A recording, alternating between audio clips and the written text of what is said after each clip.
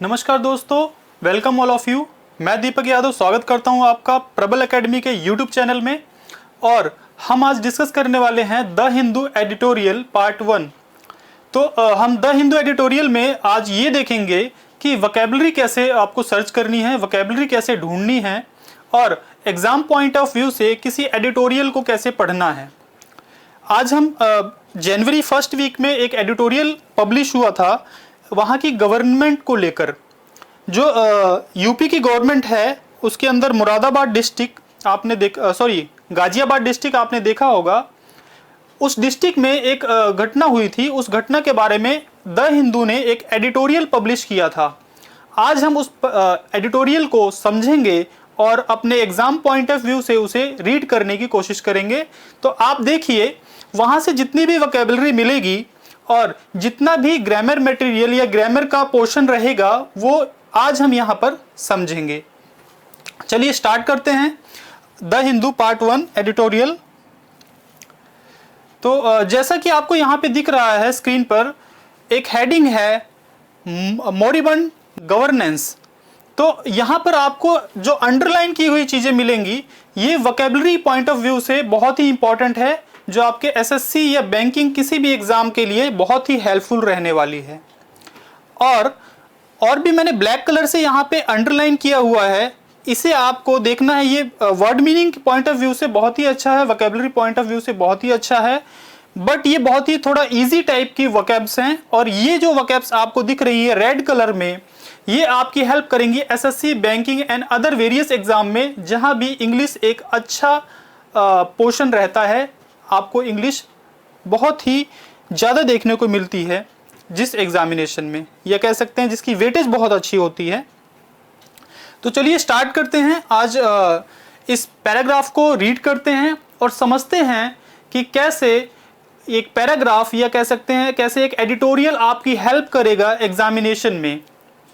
किसी भी एडिटोरियल को पढ़ने से पहले आप देखिए उसकी वोकैबुलरी, उसमें वोकैबुलरी कितने मिल रही है आपको, कितने उसमें सेंटेंस हैं।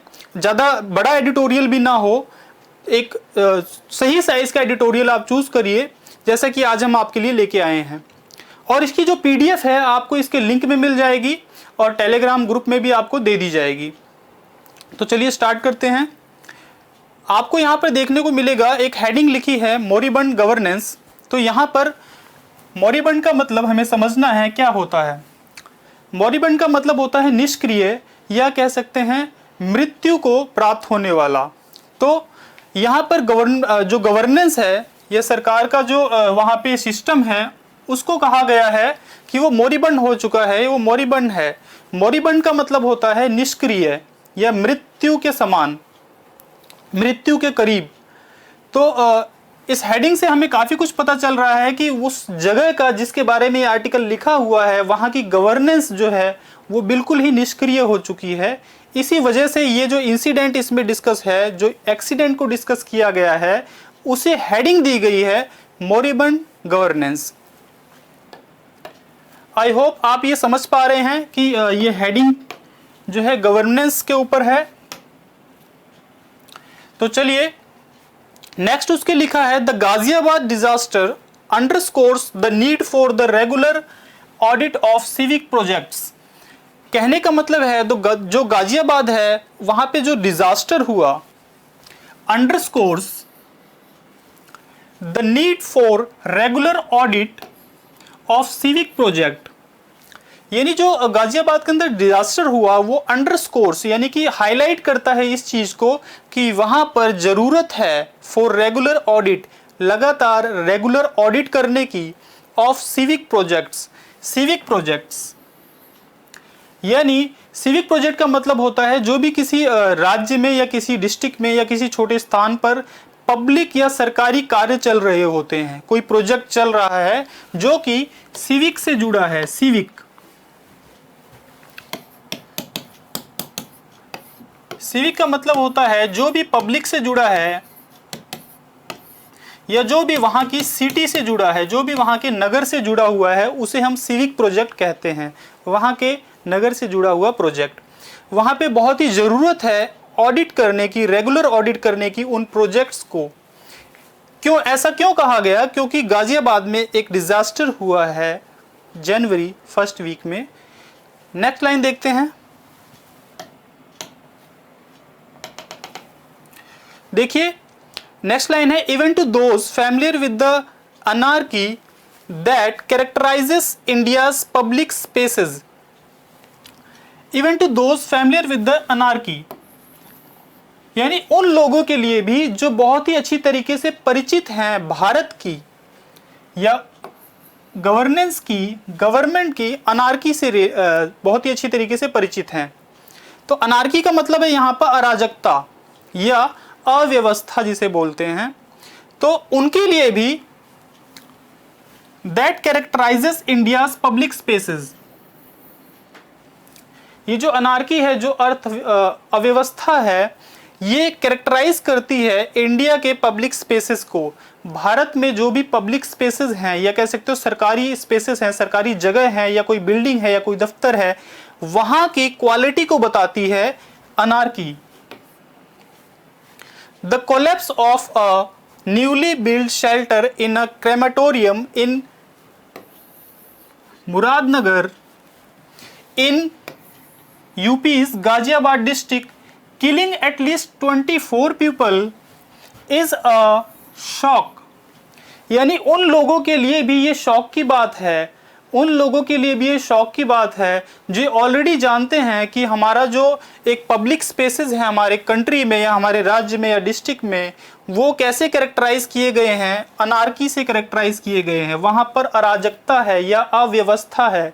यहाँ पे इस पैराग्राफ में अव्यवस्था वर्ड यूज करेंगे हम अनार्की के लिए। नेक्स्ट देखते हैं, नेक्स्ट लाइन में है the collapse of newly build shelter in crematorium in Muradnagar. यानी कोलैप्स हो गया है। क्या कोलैप्स हुआ है? कोलैप्स का मतलब होता है किसी चीज का गिर जाना, ढह जाना, या किसी ढांचे का गिर जाना, कोई बिल्डिंग का गिर जाना, कुछ भी कह सकते हैं आप। The collapse of a newly build shelter, यानी एक नया बहुत ही बना हुआ शेल्टर। शेल्टर का मतलब होता है कोई भी जहाँ पे शरण लोग लेते हैं, कोई भी ऐसी बिल्डिंग या कोई भी छत जिसके नीचे लोग शरण लेते हैं, रुकते हैं या ठहरते हैं, वो गिर गया, वो कोलैप्स हो गया इन क्रेमेटोरियम इन मुरादनगर, एक शमशान घाट यानी क्रेमेटोरियम के अंदर, शमशान घाट के अंदर इन मुरादनगर। मुरादनगर एक टाउन का नाम है और ये फेमस टाउन है काफ़ी, इसलिए यहाँ पे इन प्रेपोजिशन का यूज़ किया गया है। आप देखेंगे आपको प्रेपोजिशन में आपको पता चलेगा कि मुरादनगर के आगे इन लगा है, तो किसी भी अच्छे टाउन या बड़े टाउन के आगे इन वर्ड यूज़ किया जाता है जो कि थोड़ा फेमस होता है। इन यूपीज, किसी राज्य के आगे हमने इन वर्ड यूज़ किया, ये भी प्रेपोजिशन में आपको देखने को मिलेगा। In UP's Ghaziabad district, Ghaziabad district में क्रेमेटोरियम की एक छत गिरी है या जो ढांचा गिरा है, कोलैप्स हुआ है, उसमें किलिंग एटलीस्ट 24 पीपल, कम से कम यानी जो एटलीस्ट 24 पीपल्स की वहां पे डेथ हुई है, इज अ शॉक। वो भी शॉक की बात है। किनके लिए? जो लोग फैमिलियर हैं उन लोगों के लिए एक शॉक की बात है। ये जो इंसिडेंट या कह सकते हो जो दुर्घटना हुई, जो डिजास्टर हुआ है, ये एक शॉक की बात है उन लोगों के लिए भी जो बहुत ही फैमिलियर हैं इंडिया की पब्लिक स्पेसेस पर, पब्लिक स्पेसेस में अनार्की को लेकर। चलिए नेक्स्ट देखते हैं। A group attending a funeral, एक ग्रुप जो है वो फनरल को अटेंड कर रहा था, शेल्टर्ड, जिस ग्रुप ने शरण ली हुई थी, फ्रॉम रेन यानी बारिश से, इन द स्ट्रक्चर यानी उस स्ट्रक्चर के नीचे, उस ढांचे के नीचे, व्हेन इट्स रूफ क्रम्बल्ड, जब उसकी छत उनके ऊपर गिर पड़ी। यानी कहने का मतलब है एक ग्रुप अटेंड कर रहा था एक फनरेल को, एक दाह संस्कार को, जो भी एक तौर तरीका होता है किसी के शव को जलाने का, तो उसे फनरेल वर्ड यूज करते हैं उसके लिए, जिसका मतलब होता है दाह संस्कार। शेल्टर्ड फ्रॉम रेन, जो बारिश से बचने के लिए एक स्ट्रक्चर के नीचे जाके खड़ा हो गया। व्हेन इट्स रूफ क्रम्बल्ड, जब उसकी रूफ टुकड़े टुकड़े होकर गिर गई। तो यहाँ पर क्रम्बल का मतलब है टुकड़े टुकड़े होकर गिरना या बिखर जाना बिल्कुल ही। Crumble the deaths and injuries, जो भी डेथ्स हुई वहां पर, जो भी इंजरीज हुई, हैव लेफ्ट फैमिलीज डिस्ट्रॉट, उसने फैमिली को बहुत ही गहरा धक्का पहुंचाया, बहुत ही गहरी चोट पहुंचाई। डिस्ट्रॉट का मतलब होता है बहुत ही शॉक्ड हो जाना, बहुत ही ज़्यादा सदमे में हो जाना, बहुत ही ज़्यादा गहरे सदमे में चला जाना। तो यहाँ पर देखिए ये जो घटना हुई है, जो दुर्घटना हुई है, इसके बारे में काफ़ी कुछ यहाँ पे हमें पता चला कि गाजियाबाद डिस्ट्रिक्ट में मुरादनगर, जो एक मुरादनगर जगह का नाम है, एक कस्बे का नाम है, वहाँ पर ये डिज़ास्टर हुआ है जिसमें करीबन 24 पीपल की किलिंग्स हुई हैं। और इसका रीज़न है वहाँ की छत वहाँ से जो है वहाँ पे गिर गई है, जिसके नीचे वो शेल्टर लेके खड़े थे, जहाँ पर वो नीचे बारिश से बचने के लिए जिन्होंने शेल्टर लिया हुआ था उनके ऊपर छत गिर गई। चलिए नेक्स्ट हमारे पास है, since women are not part of funeral, जैसा कि वुमेन्स जो थी वो पार्ट नहीं थी फनरेल की। फनरेल रिट्स, रिट्स का मतलब होता है जो भी रीति रिवाज हैं, रिट्स का मतलब है जो भी रीति रिवाज हैं फनरेल को लेकर, वुमेन उसका पार्ट नहीं बनती हैं। यूजुअली सभी लोगों को पता है वुमेन्स उसका पार्ट नहीं बनती है, वहां नहीं जाती हैं जहां पर दाह संस्कार की व्यवस्था की गई होती है, उस जगह पे नहीं जाती हैं। हमारे कल्चर में ऐसा है। Since the women are not part of the funeral rites in crematoria, crematoria भी सेम उसी जगह को बोलते हैं जहां पे दाह संस्कार होता है, जिसे हम कहते हैं क्रेमेटोरियम, और क्रेमेटोरिया सेम ही वर्ड है जिसे शमशान घाट वर्ड यूज किया जाता है, आप सभी लोग जानते हैं। They came to know of the fate, उन्हें पता चला, to know of the fate, उस फेट के बारे में। अब फेट का मतलब यहाँ पर क्या है, फेट का मतलब भाग्य भी होता है और दुर्भाग्य भी होता है, तो यहाँ पर दुर्भाग्य या कह सकते हो घटना भी इसका मतलब है। तो देखिए उन्हें जब पता चला, they came to know of the fate, उस दुर्भाग्य या उस घटना के बारे में या उस किलिंग्स के बारे में, ऑफ द मैन, यहाँ पे plural form of man use हुई है, MAN की प्लूरल फॉर्म यूज हुई है जो MEN मैन होती है। जब उन्हें उनकी डेथ के बारे में पता चला, मच लेटर, बहुत ही बाद में, मच लेटर को यहाँ पे अंडरलाइन किया गया है, आप देखेंगे मच जो है यहाँ पर एडवर्ब है और लेटर जो है यहाँ पे एडजेक्टिव है जो इसे क्वालिफाई कर रहा है, मच लेटर, बहुत ही बाद में। Next one is a token solatium has been announced by the UP government for the next of kin of the dead and relief measures for the others। यहाँ पर यहाँ पर कहना चाहते हैं ये कि a token solatium has been announced, एक नाम मात्र का, टोकन वर्ड यहाँ पे यूज किया गया है नाम मात्र के लिए। अ टोकन सोलेटियम, सोलेटियम मतलब होता है मुआवजा या हरजाना जिसे बोलते हैं। A token solatium has been announced by the UP government for the next kin of the dead and relief measures for others, यानी जिनकी भी डेथ हुई है उनके पीछे जो भी लोग उनके परिजन हैं उनके लिए एक नाम मात्र का मुआवजा दिया गया है, उनके लिए एक नाम मात्र का सोलेटियम इशू किया गया है, announce bye the UP government. किसके द्वारा, यूपी गवर्नमेंट के द्वारा, for the next kin of the dead. तो यहाँ पे किन का मतलब है जो परिजन होते हैं, जो भी उनके जान पहचान वाले, उनके परिवार वाले जो भी परिजन हैं उसके लिए किन वर्ड यूज किया है, किन ऑफ द डेड, जो भी लोग मृत हो गए हैं उनके जो भी परिजन हैं, and relief measures for others, और जिनको चोट लगी है उनके लिए रिलीफ मेजर्स इशू किया गया है, अनाउंस किया गया है कि उन्हें थोड़ा मुआवजा उन्हें भी मिलेगा। But the loss of bread winners who were in low paying jobs has left the family members destitute.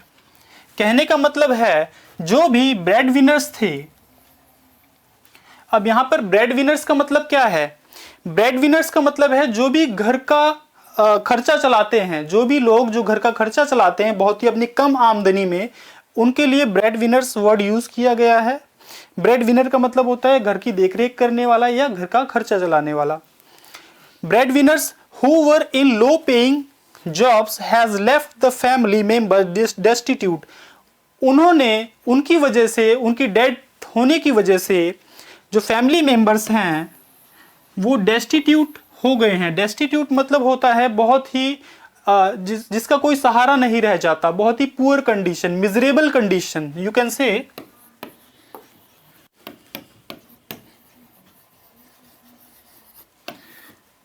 बहुत ही मिजरेबल कंडीशन, ओके, जिसे आप दयनीय हालत बोल सकते हैं। नेक्स्ट देखते हैं, the state has shown great alacrity.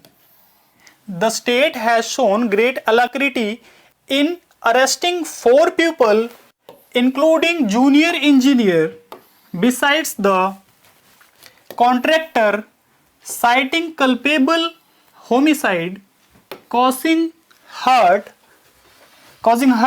and endangering lives.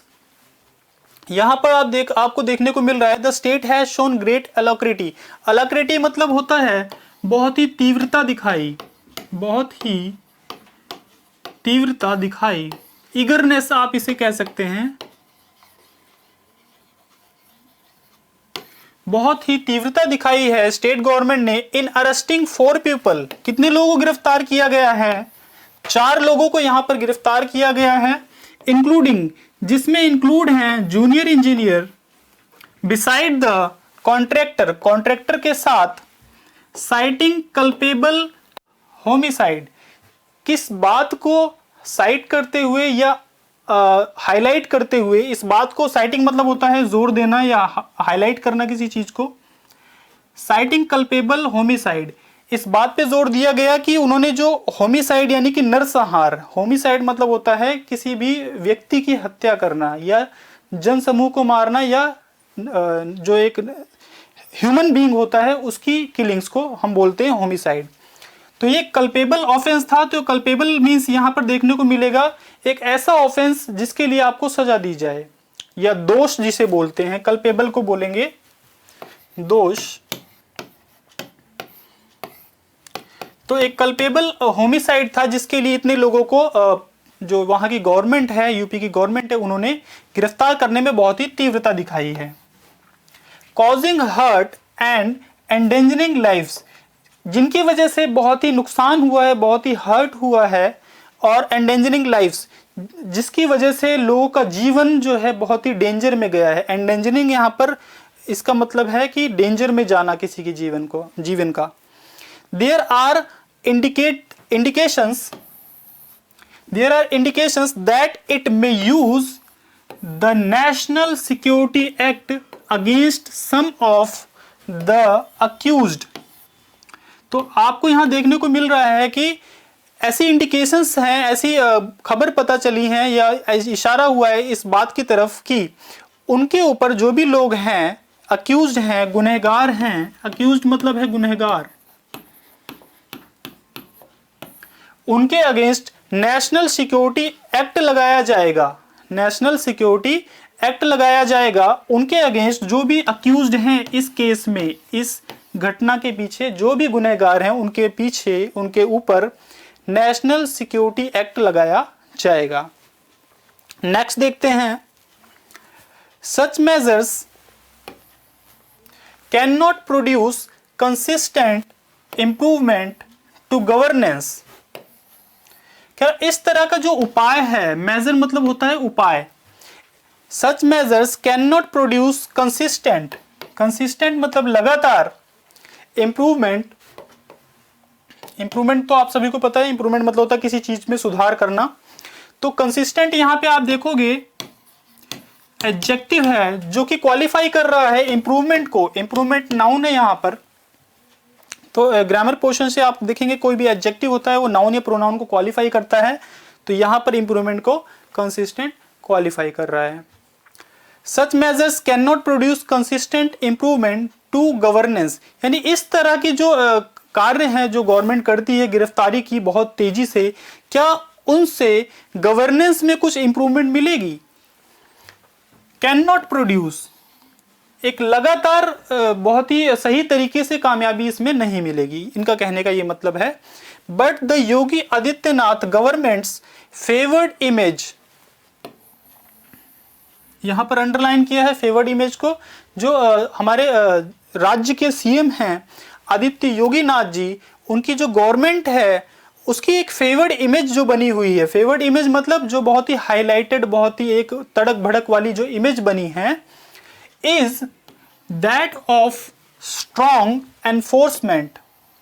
कैसी इमेज है कि वो स्ट्रांगली एनफोर्स करते हैं किसी चीज को, वो बहुत ही ज्यादा स्ट्रांगली एनफोर्स करते हैं, लागू करते हैं वो किसी चीज को।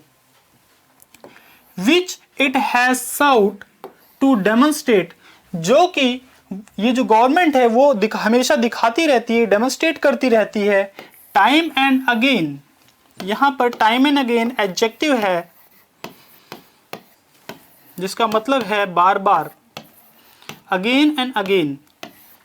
तो गवर्नमेंट है इस चीज को डेमोन्स्ट्रेट करती है बार बार by shooting down in encounters those with a criminal record, यानी जिन लोगों के क्रिमिनल रिकॉर्ड हैं ये गवर्नमेंट एनकाउंटर्स कर रही है, उसका ये एनकाउंटर्स करती है। इसके जरिए ये बार बार डेमोन्स्ट्रेट किया है इस गवर्नमेंट ने, यानी दर्शाया है इस चीज को कि उनकी जो एनफोर्समेंट है बहुत ही ज्यादा है, यानी जो कार्य करने की तीव्रता है बहुत ही तेज है। That approach can do little to improve UP's standing. यहां पर कहने का मतलब है कि ये जो अप्रोच है, ये जो अप्रोच है कैन डू कर सकती है, लिटिल यानी बहुत थोड़ा, ना के बराबर इसे कहेंगे। तो लिटिल का यहां पे आप देखेंगे, लिटिल एडजेक्टिव है जिसका मतलब होता है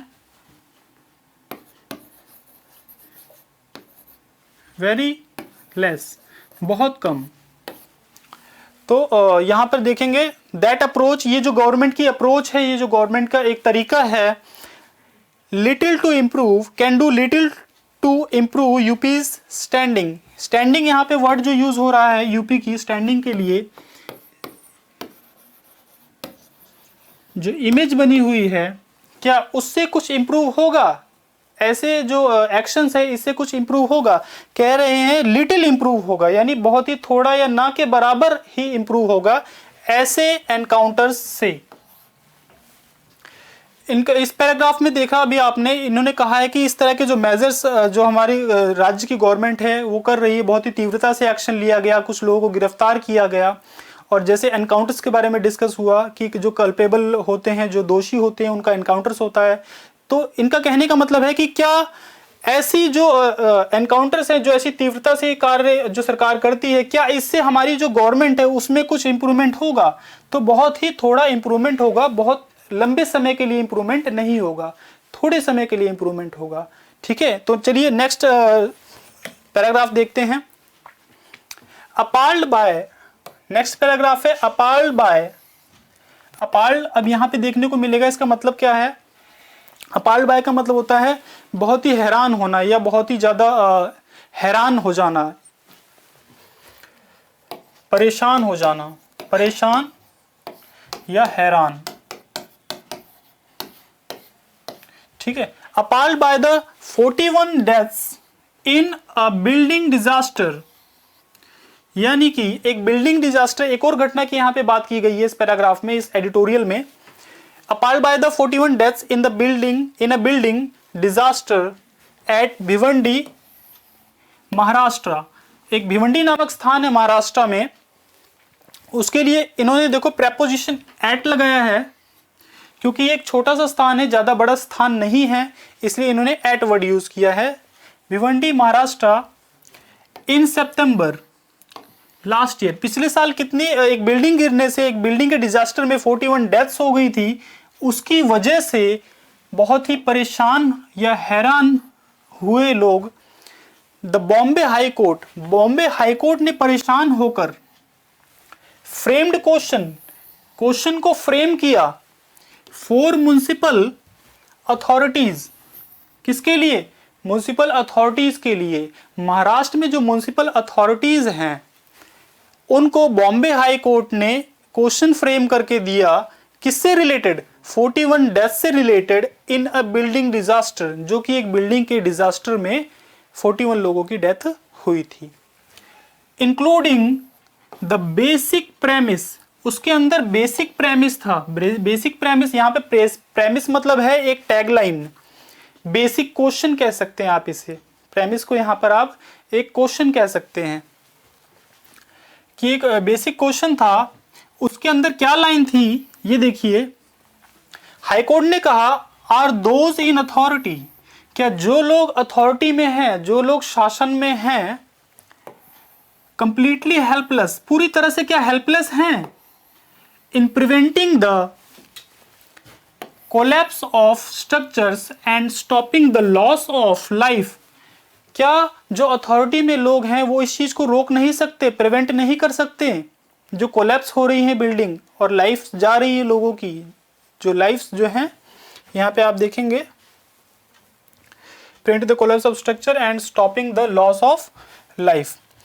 तो हाँ, हाई कोर्ट ने यहाँ पे क्वेश्चन पूछा है कि क्या जो अथॉरिटीज में लोग हैं उन्हें इस चीज से कोई फर्क नहीं पड़ता, या वो कोई उनके पास स्ट्रक्चर को, जो कोलैप्स ऑफ स्ट्रक्चर हो रहे हैं उसे रोकने के लिए क्या बिल्कुल हेल्पलेस हैं, बिल्कुल मजबूर हैं, उसे रोक नहीं सकते क्या। The court also emphasised, court ने ये भी इस बात को भी एम्फेसाइज किया, एम्फेसाइज मतलब होता है किसी बात पर जोर देना, किसी बात को बहुत असरदार तरीके से कहना। The court also emphasised that citizens have a right to live in safe buildings and environment, court ने कहा कि लोगों को ये राइट है, ये अधिकार है कि वो बहुत ही सेफ तरीके से बिल्डिंग्स में रहें और एनवायरनमेंट उन्हें सेफ मिले with in the meaning of article 21।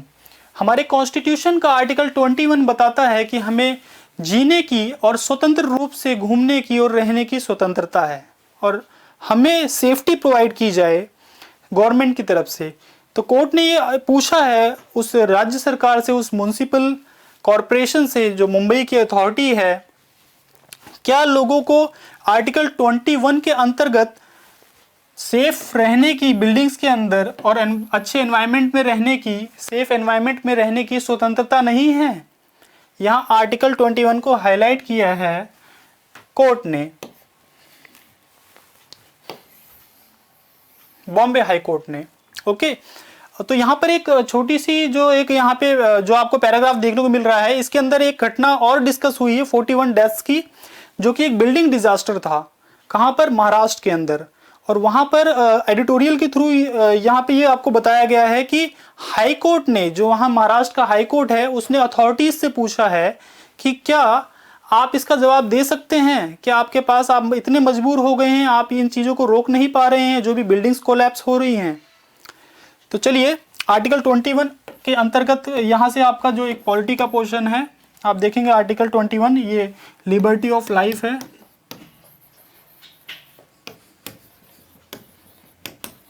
यानी जीवन जीने की स्वतंत्रता मिलती है हमें इसमें।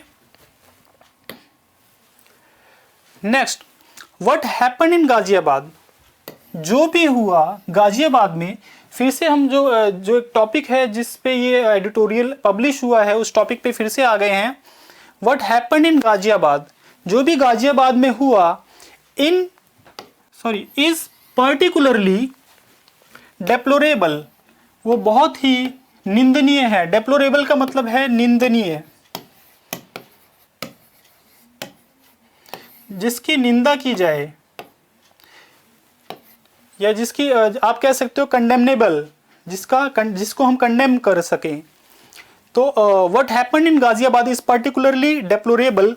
आप यहां पर देखेंगे जो पर्टिकुलरली है ये एडवर्ब है और डेप्लोरेबल जो है ये एडजेक्टिव है। तो क्वालिफाई कर रहा है, देखिए आप यहाँ पे एडवर्ब जो है एडजेक्टिव को क्वालिफाई कर रहा है। ग्रामर के पोर्शन से आप यहाँ पे इस चीज को देखिए। और डेप्लोरेबल आपकी वकेब का वर्ड है जो आपको पीडीएफ में भी देखने को मिलेगा। What happens in Ghaziabad is particularly deplorable as the cremation ground is an essential facility, जैसा कि जो क्रिमेशन ग्राउंड होता है, जो दाह संस्कार करने का स्थान होता है, बहुत ही इसेंशियल जगह होती है, फैसिलिटी होती है, and entirely within the ambit of public authorities to maintain. ये किसके दायरे में आती है? यहां पर एम्बिट का मतलब है दायरा, एक जो बाउंड्री लाइन, एक दायरा होता है, कार्य क्षेत्र जिसे आप बोलते हैं, ये पब्लिक अथॉरिटी के एम्बिट के अंदर ये एरिया आता है जहां पे क्रिमेशन होता है, जहां पे दाह संस्कार किया जाता है। तो पब्लिक अथॉरिटी के अंतर्गत आता है टू मेंटेन। तो इस लाइन का मतलब देखिए क्या है, व्हाट हैपन गाजियाबाद, जो भी गाजियाबाद में हुआ, पर्टिकुलरली डेप्लोरेबल, वो बहुत ही निंदनीय था। As the cremation ground is an essential facility, जैसे कि जो क्रिमेशन ग्राउंड है एक राज्य, एक जिले के लिए, एक छोटे से स्थान के लिए भी बहुत ही इसेंशियल जगह होती है। And entirely within the ambit of public authority, और पूरा का पूरा ये पब्लिक अथॉरिटी यानी कि सरकार के अंडर काम करता है। ये सारी चीज़ें सरकार के अंतर्गत आती हैं, सरकार की जिम्मेदारी बनती है वहाँ उसकी मेंटेन करे, उसे सही तरीके से देखे। Within the ambit of the public authority to maintain, उसको मेंटेन करने की। देयर आर सजेशंस, यहाँ पर कुछ सजेशंस हैं।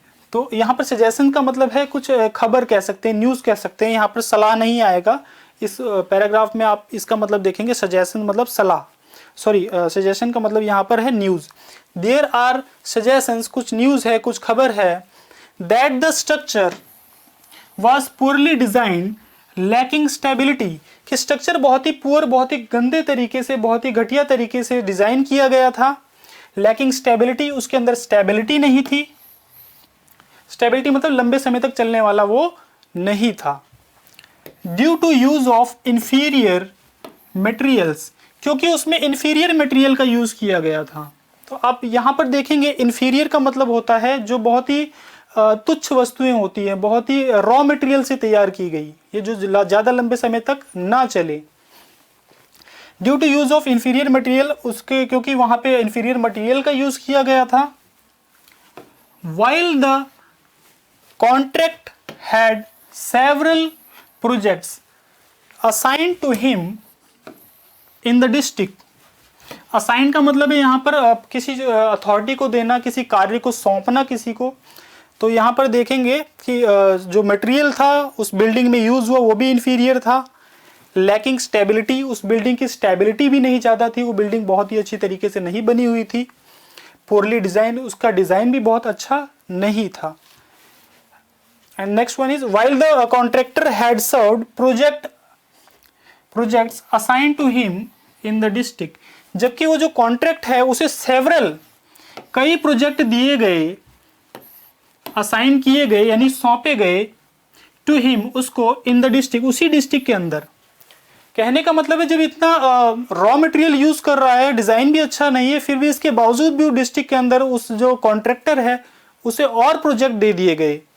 तो यहाँ पर देखने को मिल रही है जो भी वहाँ की अथॉरिटी है, उस जगह की जो भी अथॉरिटी है, लोकल अथॉरिटीज़ हैं, उनमें कितना करप्शन है या उनमें कार्य करने को लेकर कितनी यहाँ पर जो जिसे आप कहेंगे पार्शियलिटी दिख रही है। वहाँ की जो गवर्नमेंट है, वहाँ के जो ऑफिशियल्स हैं, उन्होंने कितना साथ दिया होगा उस कॉन्ट्रैक्टर का इस काम को करने के लिए।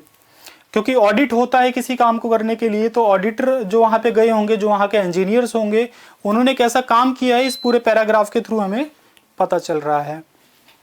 नेक्स्ट वन इज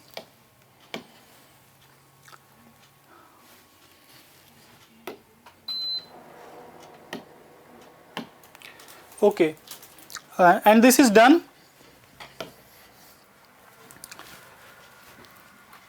तो आपने यहां पर देखा हमने एक पैराग्राफ यूज किया,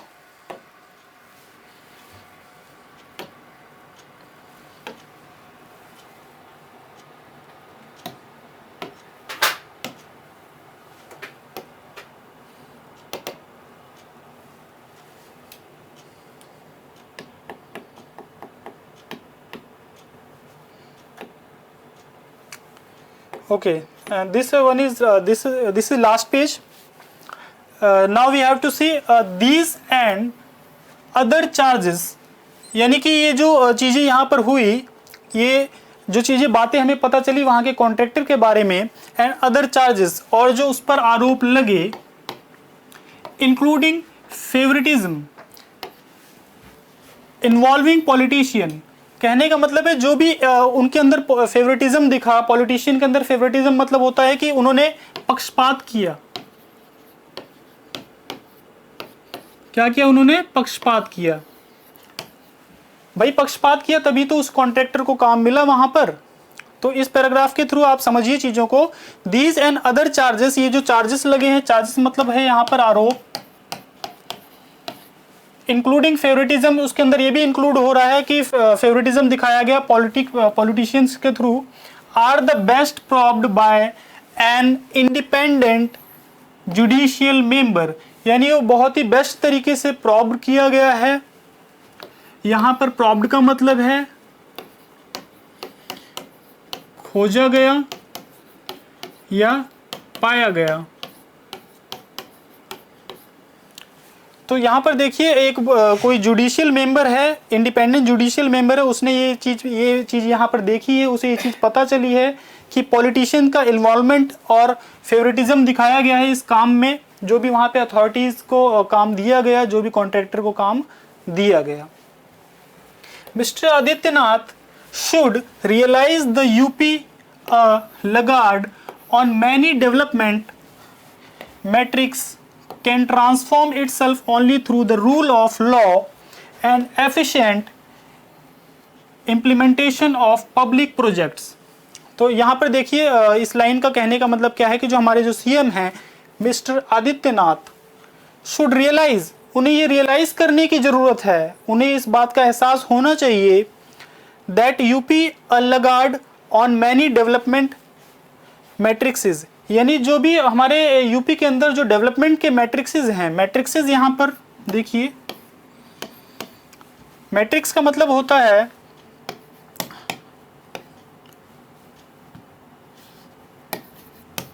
माप, या कह सकते हैं मात्रक। तो डेवलपमेंट के जो भी मैट्रिक्सेस हैं, जो भी माप हैं, जो भी मापक हैं, मापदंड आप इसे कह सकते हैं मैट्रिक्स को। Mister Adityanath should realise that UP laggard on development, यहाँ पे लगार्ड का मतलब है बहुत ही ज़्यादा सुस्त, या मंद कह सकते हैं आप इसे, धीमा कह सकते हैं।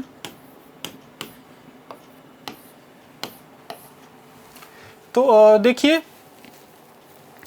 Mr. Aditnath should realize that UP Lagarde on many development matrices can transform itself, यानी यूपी अपने आप को ट्रांसफॉर्म कर सकता है, बदल सकता है कई पैमानों पर, डेवलपमेंट के कई पैमानों पर।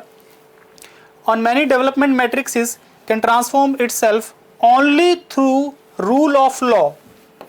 कैसे बदल सकता है यूपी अपने आप को? रूल ऑफ लॉ, यानी कानून को बहुत सही तरीके से रूल बनाकर, यानी कानून को इम्प्लीमेंट करके। And efficient implementation of public project, public project जितने भी गवर्नमेंट के प्रोजेक्ट हैं उन्हें बहुत ही एफिशिएंट तरीके से, बहुत ही एफिशिएंट तरीके से इम्प्लीमेंट कर यानी लागू करके। इम्प्लीमेंटेशन मतलब होता है किसी भी चीज़ को लागू करना, किसी भी चीज़ को आरोपित करना। तो next one is the horror of Muradnagar should impel his government to act. कहने का मतलब है, देखिए यहाँ पे हिज वर्ड यूज किया, ये हमारे जो हमारे सीएम हैं मिस्टर आदित्य योगीनाथ जी, उनके लिए हिज वर्ड यूज किया गया है। द हॉरर, यहाँ पे हॉरर वर्ड यूज किया गया है। जो भी हमें इस घटना से, जो भी हमारे मन के अंदर भयानक स्थिति उत्पन्न हुई है इस घटना को सुनकर, उसके लिए हॉरर वर्ड यूज किया गया है। हॉरर मीन्स डर जाना, बहुत ही ज्यादा भयानक स्थिति में आ जाना।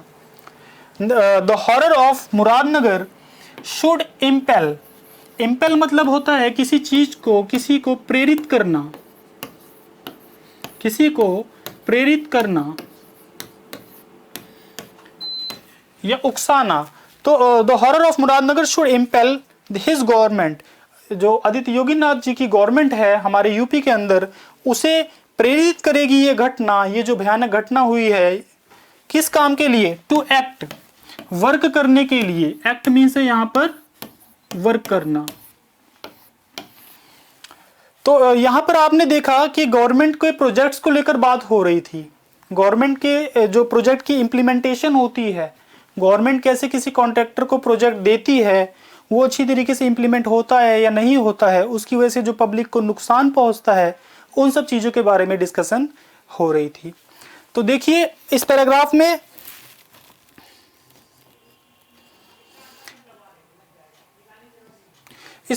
में हमने जो हेडिंग देखी थी मोरिबंड गवर्नेंस, उसके अकॉर्डिंग पूरे पैराग्राफ में इस बात को डिस्कस किया गया कि जो भी डेथ्स हुई हैं, जो भी घटना हुई है, उस घटना के पीछे गवर्नेंस यानी जो लोकल बॉडीज हैं, लोकल जो डिस्ट्रिक्ट के अंदर जो नीचे कॉन्ट्रैक्टर हैं या छोटे मिनिस्टर्स हैं, उन्हें मोरिबंड कहा गया है। मोरिबंड मीन्स क्या था? मोरिबंड का मतलब है निष्क्रिय, मृत्यु के समान।